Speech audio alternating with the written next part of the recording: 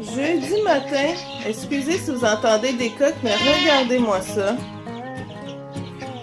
Moi, je rentre, j'observe pas, je regarde pas à droite, je m'en viens m'occuper des petits poussins. J'entends les chefs gueuler, mais je me dis le bébé gueule moins que d'habitude depuis que je les ai séparés. Ah, c'est bon, ça s'en vient, mais tu sais, donne de l'eau, donne à manger. Envoie du grain aux poules pour les aider à patienter. Bon, on va aller voir les chefs. Ah ben, Colin, Bonnie et les 3 bébés qui sont dans le corridor. Regardez-moi les dégâts qu'ils ont fait. J'ai des cailles partout. Il va falloir que je cours après mes cailles. Là, c'est sûr que je viens tout de suite voir mes plats de bouffe. Hein. Je pense qu'ils en ont mangé un peu, mais c'est pas si pire parce que ça n'a pas trop baissé. Le bois à terre. Caille dans le coin. Fait que je me suis dépêchée de faire entrer Miss avec ses 3 filles. Je cache pas comment elle a sorti. Mais d'après moi, les 3 filles sont sorties sur le nouveau moment puis ils ont débloqué la poignée puis ils ont refermé la porte. Ça fait pas mon affaire. Mais pas toutes. C'est sûr qu'ils ont toutes bu le lait à maman, hein? Fait que là, mon problème, ça doit être mes petites qui sortent par ici. Fait que je pense que je vais me trouver des gonds, quelque chose, puis je vais mettre une planche par-dessus ça, que tu sais que tu lèves, là. Parce que là, j'ai pas envie que ça ressorte encore, à moins que les filles aient sorti par les espaces. En tout cas, je vais y ramener, puis je vais essayer d'examiner ce matin. Parce que ça se peut qu'elle est sortie par là aussi, là. Fait que là, ma routine de ce matin, là, elle vient se rallonger là, de plusieurs minutes parce que j'ai des cailles à rattraper, du ménage à faire. Et là là! Quand ils disent qu'on s'ennuie pas sur une fermette, là, ça fait partie des choses qui peuvent arriver. Rattraper ça à cette heure. Et caille. On va nourrir celles qui n'ont pas mangé encore, par exemple. Là. Bon, je suis rendue à l'étape de régler le problème. Il est clair que les filles sont sorties par là. J'ai des espaces assez gros. J'avais mis des sacs de moulée, puis ils ont passé au travers. Fait que là, dans mon enclos, il me reste juste Chesney, ma belle Fufu, Cléo, puis Toxon. Fait qu'il va falloir que je ramène les filles, que je les sépare de maman. Là, ce que je vais faire, c'est que j'ai pris une forance, là. Je vais venir fermer le trou. En fait, c'est pas là qu'ils sont sortis, c'est là. Fait que si jamais ils ressortent, il va falloir que je bouche là aussi, mais pour l'instant, je suis pas là. Fait que je vais mettre une forance là. Emmanuel et moi, on a relevé la mangeoire. Parce que ça fait un espace plus grand pour qu'ils puissent manger. Puis en mettant la forance ici, ça va bloquer un peu. Je vais bloquer le petit trou ici. Puis, si jamais je constate qu'ils ressortent par en haut, je pourrais dévisser peut-être cette planche-là. Mais il faut tout que je défasse le setup. Puis, je voulais faire ça avec la planche ici. Sauf que là, ma porte est coincée dans le foin. Vraiment, il y en a trop épais. Fait qu'il faudrait tout que je déblaye ça. Puis, j'ai préféré trouver une autre solution. Emmanuel est en train de me faire ménage. Nettoyer le dégât. Ça va être aussi en ayant surélevé la mangeoire. Ça va être plus facile d'aller chercher le foin qui tombe en dessous. Fait qu'on nettoie les dégâts. On essaie de prévenir le problème. On va ramener les filles ici. Je sais qu'ils n'aiment pas ça parce qu'ils sont traumatisés, surtout par elles. Mais il faut qu'ils s'adaptent. Fait que on va ramener les filles puis je vais mettre aussi une planche par-dessus. Je pensais faire un flap comme je vous disais plus tôt, mais juste une planche de travers. Les filles sont rendues assez grosses qu'ils pourront plus passer. Fait que ça va être correct. Le X, ça va être pour moi, c'est que ça va rendre ça plus mal commode de mettre le foin. Fait qu'il y a des matins comme ça qu'on s'attendait à faire les choses vite, puis finalement, ça prend une demi-heure, 1 heure de plus. Mais ça fait partie des réajustements, ça fait partie de la vie de la fermette. Puis de s'auto-suffire, c'est aussi de trouver des solutions par soi-même, de trouver l'aide nécessaire, Manuel m'aide beaucoup. Puis de s'ajuster pour le bien de nos animaux, puis d'essayer de ne pas trop se laisser emporter par des émotions vives. Si ce qui s'est passé, c'était pas à notre goût.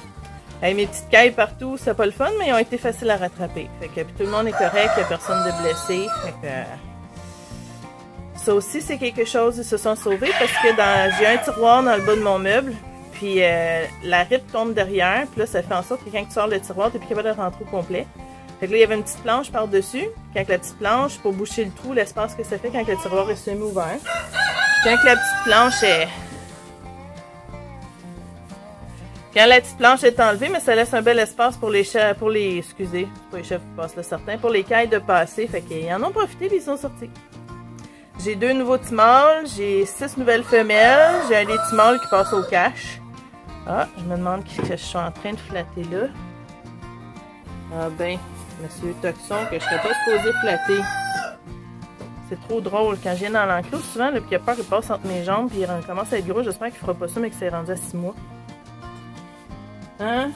T'es pas un gros dominant encore, toi, hein? Bébé magnifique. Fait que c'est ça qui est ça. Fait qu'on va arranger ça, on va s'ajuster. Regardez comme elle est pas fine. En fait, c'est pas qu'elle est pas fine. Je devrais pas dire ça.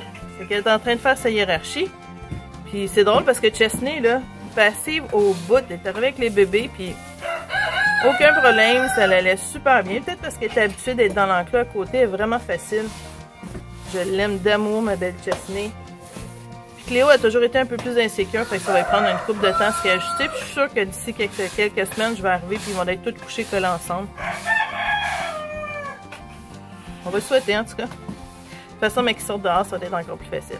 Bon, fait qu'on continue ça, puis je vais vous montrer le résultat de mes travaux. Pas mal contente de savoir me servir d'une petite scie à main, une aiguine, puis de savoir me servir d'une drill, puis de ma logique. Bon, ça y est, j'ai donné à manger parce que ça criait en titi. Bonnie est vraiment fusionnelle avec ses bébés, puis là, ça prend toujours 2-3 jours quand je la sépare avant qu'elle lâche son lait.